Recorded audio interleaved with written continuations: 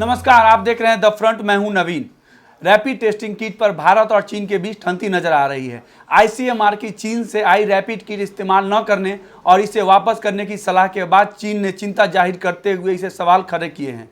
चीनी कंपनी ने यह मानने को तैयार नहीं है कि उनकी किट गुणवत्ता में गड़बड़ी है।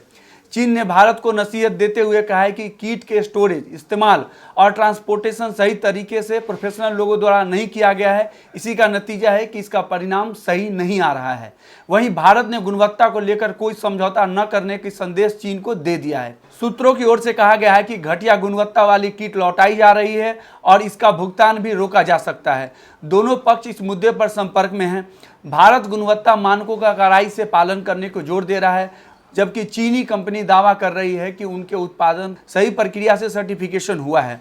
चीनी कंपनियों द्वारा अन्य देशों से भेजी गई किट का इस्तेमाल देते हुए कहा कि उन्होंने इसकी गुणवत्ता को स्वीकार किया है। भारत में स्टोरेज के तरीके और प्रोफेशनल तरीके से इस्तेमाल पर भी सवाल उठाया गया है।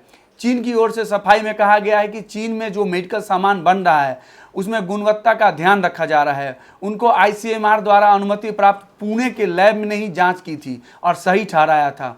उसने कहा है कि कोरोना वायरस के खिलाफ लड़ाई में चीन भारत के साथ खड़ा है।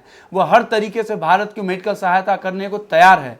आपको बता दूं, भारत ने चीन से करीब 5 लाख रैपिड टेस्ट किट मंगवाई थी।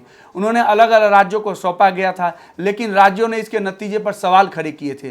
राजस्थान में इस टेस्टिंग किट पर सफलता का प्रतिशत सिर्फ 5% ही रहा। जांच के बाद आईसीएमआर ने इसके उपयोग पर रोक लगाई। आईसीएमआर ने रैपिड एंटीबॉडी ब्लड टेस्ट को लेकर राज्यों को जारी एडवाइजरी में बदलाव करते हुए 2 चाइनीज कंपनियों को रैपिड टेस्ट किट का इस्तेमाल रोकने को कहा। फिलहाल दोनों देश इस मुद्दे पर सुलझाने में लगे हुए हैं। अभी के लिए इतना ही। नमस्कार। सब्सक्राइब कर लीजिए हमारा यूट्यूब चैनल द फ्रंट और बेल आइकन दबाकर नोटिफिकेशन जरूर लीजिए।